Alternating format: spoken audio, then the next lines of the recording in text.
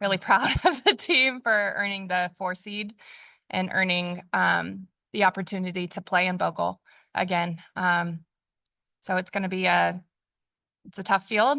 They're all tough this time of year. And we're excited to get going. This has been a long week. It's felt like, come on, get here already. Or maybe that's just me. I don't know. Anyway, we're excited to get going and excited for the atmosphere in Bogle. I guess just your initial thoughts on St. Louis now that the bracket's been out for a few days. Yeah, we had a good idea that we were going to get St. Louis once we saw that they won their conference tournament. So we got a little bit of a jump start on them. So obviously winning that last day, winning twice is huge. Knowing how to win under pressure is big time. The season they put together is huge. They have a staff they rely on. They have two arms that are seem to be a 1A, 1B. So we've been diving into that and then diving into their offense. I mean, their 3-hitter has 19 home runs with 80 RBIs. Like, that's incredible. And so we just been prepping our side of just how we're going to counter what they do while fine-tuning what we do. And so we know it's going to be battle like any postseason matchup. And then the decision to, hit Courtney Day behind Bri, Ella was in that spot at some point during the season. Just kind of what goes into that decision and like how do you kind of come to that decision? Well, it's a lot of numbers. I mean, obviously you have to think about what's going to protect Bri Ellis to force their hand a little bit more of pitching to her and giving her pitches, or at least making them think about what they're going to have to face if they go around her. Courtney was in that position until she just tweaked her knee a little bit when we were in the Florida series, and she wasn't available those 2 days. And Ella stepped up in that moment and handled it beautifully. I think we feel really lucky because we have a few options that we can go behind Bri that protect her not only with numbers but with mindset also. And it's a really fine balance with those things, because if you have to be able to handle the emotion of getting pitched around, get pitched to, and all three of them handle it well. So we felt like when we made that switch recently, going back to Courtney, it was just the power protecting power. But I don't know what we'll do moving forward. We feel like we have 3 options that could really go behind Bri, and we'd feel really comfortable and confident with that. Last one from me. For you personally, how did you kind of handle, last year and kind of take that into this year? Well, I hate losing. If you're around me at all, you're going to know that. I think it forced us to just kind of really look at what we do, how we do it. And we went to work. So this staff went to work. We worked all summer. We worked on really diving into just having a deeper connection to our culture. I think we have a really great culture. I think that's what we've been known for a lot, not only a high level play, but just also how we do it and who we are. And we just really wanted to clearly define that and then live that out in everything that we do. And so that was our summer of just really connecting and then connecting to a bigger purpose. And so when I listen to Robin and Bri talk about it, and not only talk about it to know it, but talk about it because we've lived it, I'm just really proud of the work that we've done and the progress that we've made. Yeah, how does your staff handle regional scouting? Because you have St. Louis as your next game ahead, but of course you got to know for all the teams, just what does that look like internally whenever you're getting ready for a regional? Well, it has the feel of the prep for a non-con. That's what we get early in our season, is getting prepped for more than one opponent. And then we get into this SEC season where it's like, how can we beat the same team? 1, 2, 3 times every day is a little different and has a different demand to it. Now we're just diving back into prepping for 3 and then spreading that amongst the week. It felt like a long week. It felt like we had the time to really do it. And so that's really nice. And so every day we focused on either, a couple different pitchers or a handful of pitchers. We have to now prep for, 10 pitchers instead of the 3 that maybe we'd face. So just kind of spreading that out and making sure we're prepped, any situational things they might do, anything they're going to throw at us from the circle, and anything that they do in the box. Players said that it feels like y'all are in the game with them. Is that how it feels for you?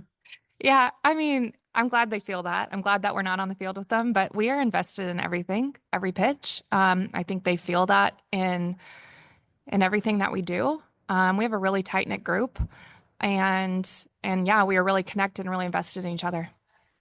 And last thing I have is just from your seat, what do you think feels different about this team than last year, years prior?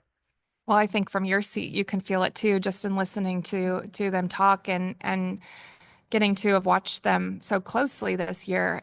They're wired different than the teams we've had in the past, and just like they said, they learn and want to learn from everything that they go through, the good and the bad. And not every team's wired that way. But when things get tough, they lean on each other. And I think that's huge because no one person and no one area thinks that they have to carry this team. And they have so much confidence in themselves individually and then in themselves collectively that it frees them up to just play their game. So the pitchers know that if one of them doesn't have a great day, they can give the ball to someone else and they're going to pick them up. But also the offense and the defense is going to pick them up. And the offense knows if they're grinding, the pitchers and the defense are going to keep them in it until they have a chance to break through. And our defense is just incredible.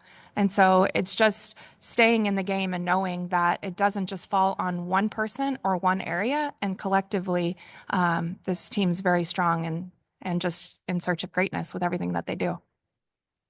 Courtney, those pillars that Robin and Bri were describing and talking about, where did those come from? Was it the coaching staff? Was it the players themselves? How did that get started with this team? It was a lot of work this summer. It was our staff just really diving into the work. We worked with one of my good friends, Tina Murray, who just really put us through a bunch of exercises and just a lot of personal growth, a lot of staff growth and connection. And then how does that play out with the team? So it's just starting us really like, who are we? What is Arkansas softball? But also, who is Courtney Deifel? Who is DJ Gasso? Who is Matt Michael? Who is Danielle Gibson? And what do we bring? And what's important to us individually? And what's important to us collectively? And then how does that play out into the program? And then how do we live that in everything that we do? And it was so intentional about it really fitting who we were as people and as a coaching staff and as a program. And then it was, how is this going to be how we live with everything that we do? And so it was a lot of work. It was really fulfilling.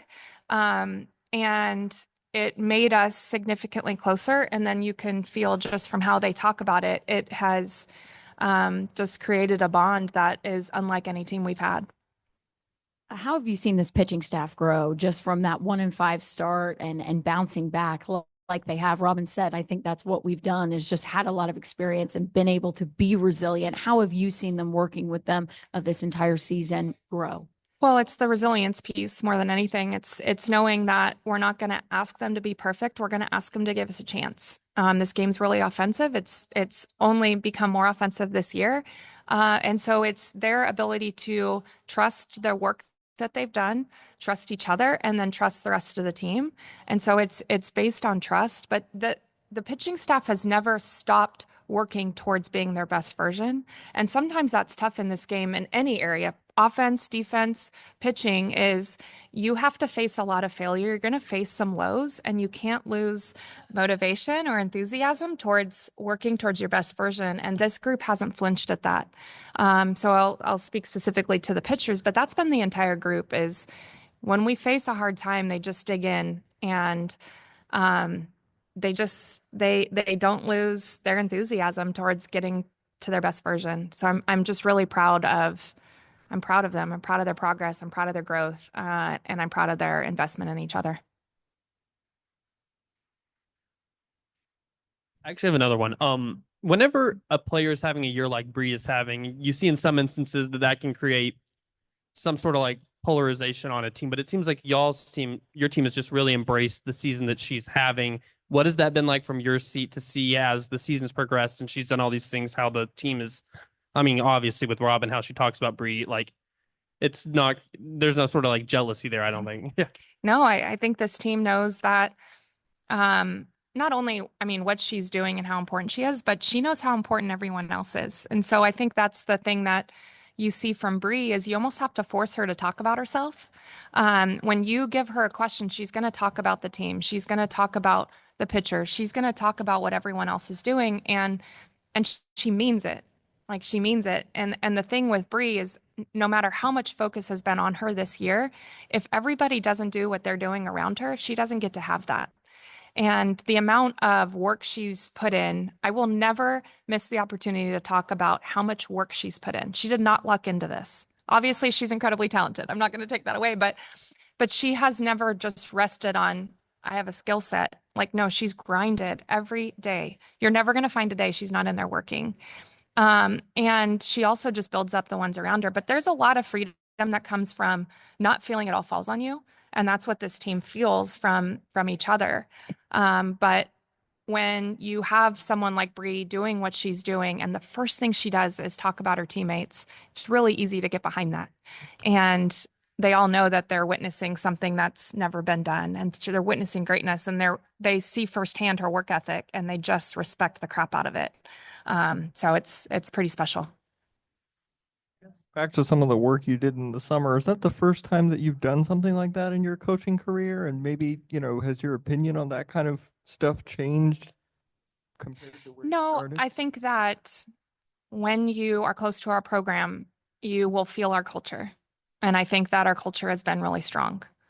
And I think that we felt like we needed to reach a deeper level with that, like as a staff and then as a program. I think the landscape of college athletics is changing. And so with that, we wanted to just kind of stay ahead of, you need to have a sense of purpose and belonging collectively, that you're all on the same page, that you're all in it together, that you believe in what you're doing on the daily basis. And so we just wanted to bring that to life a little bit more. And it was all of our commitment as a staff together to just really dive in. And so I guess it's the first time I've done like a deep dive in that. I don't think it's the first time that we've put an emphasis on culture or valued culture. That's always been something that we've done, but it just made it a little bit more tangible, and it made a deeper connection to it. Dudley, you can go ahead. Just share a couple of thoughts on the other two teams that are here that form the regional. Oh yeah, well, they're tough. We have a tough draw. We have a tough field. They're all tough this time of year, and we're tough. When you look at Oklahoma State, they've had a lot of success in the postseason. They're a team that has an ace in the circle. That's one of the best, has some of the best numbers in the game, and they rely on her heavily. And so they're tough. They have a strong offense. They have a strong ace. They have a good supporting cast behind her, but they're going to rely on Ruby a ton.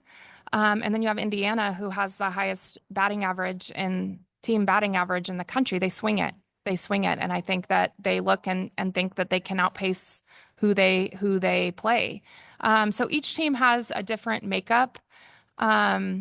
Each team is a postseason team. So all of them are obviously playing well right now and ready for the postseason, but each bring different challenges, and it should be some good softball. Appreciate it. Yep. Eric, go ahead. Coach, I'm just curious from going back to Selection Sunday night, because I think we kind of take this for granted. There are players in your roster that experience that for the first time, to see their team's name line up. And I think of a Wyckoff who just missed last year. What was it like and meant for them? Because it's still special to them, even if from the outside people are expecting it. It's still a special night for some of those players. Well, it's still a special night for those that have seen their name too. It's still a special night for me, for our staff. We'll never take for granted seeing our name on Selection Sunday, and especially with the opportunity to host. So I think there's just like a collective energy from this group that knew they've put the work in, knew they've put together a resume that could guarantee their name's going to be on there. So I think there's a little bit of, it's really exciting to know your name's going to be up there, or that we're not going in curious if we're going to see our name. And then it's just this, I don't know how to say it other than this just really cool collective energy from the group that was just like, man, let's go. We're ready. It's exciting, but I'll never take it for granted either, Eric. It's special for me too. That's good. I know you were stunned by the teams that went in your region, big time there with St. Louis and Oklahoma State in particular. But what does it mean for that? You got one of the more interesting regionals that a lot of people are talking about. A lot of eyeballs are going to be on your regional. it's always exciting and exposure for the program that a lot of people are going to be watching and keeping an eye on Bogle this weekend. Yeah, well, I think it's postseason softball, so you could make an argument for any regional. They're all exciting. And so, yeah, I think that there's eyes on ours because we have a team that's done well in the postseason. They were in the conversation to host. They didn't get a host, so they're one of the top twos. And then you look at our 3 seed, who's a very tough 3, who can flat out swing it. And then you look at St. Louis, who had to grind to get there and just playing really well. And so it's a interesting makeup, as many regionals are. But I think it's going to be exciting. I don't know. I just think it's going to be exciting, like postseason softball. Bri Ellis, officially a top 10 National Player of the Year finalist, of course, SEC Player of the Year.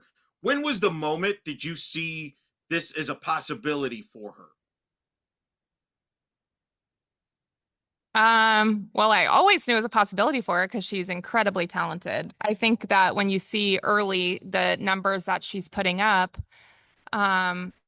you almost temper your expectations a little bit because it's like, dang, there's no way she can keep it up. Like there's what she's doing, the production she's having, not just the power, but the average and all of those things. It's just not for a hitter built like her. And so I think you just you start to temper those expectations thinking, okay, that might dip a little, it might come down, it might, like we get in conference, but also know that, dang, she's just dialed. Like I still remember her first at bat at Texas State, and it just felt like inevitably she was going to hit a home run.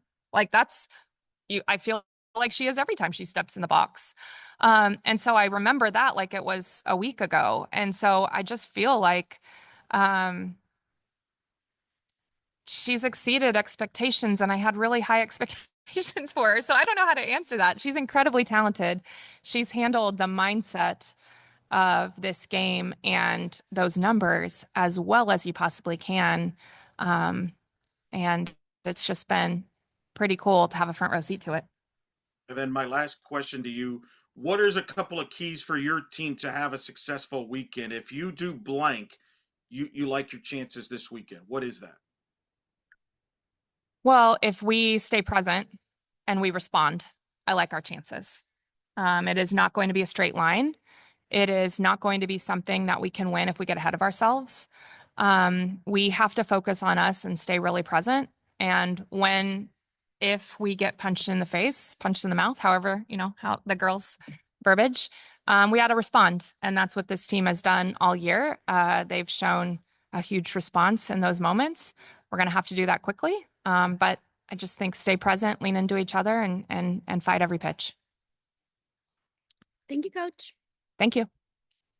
BetOnline is the world's most trusted betting platform and your number one source for all your sports betting action. Baseball season is in full swing and we're into the NBA and NHL playoffs, and BetOnline has more ways to stay in on the action with the latest odds, news, and scores, even live in-game betting while the games are being played. With the largest selection of odds on everything from the MLB, NBA, NHL, and UFC, BetOnline remains the best online source for all your sports wagering information. In between games, head over to the BetOnline Casino with all the top Vegas-style games, including poker and live casino. Bet online, the game starts here.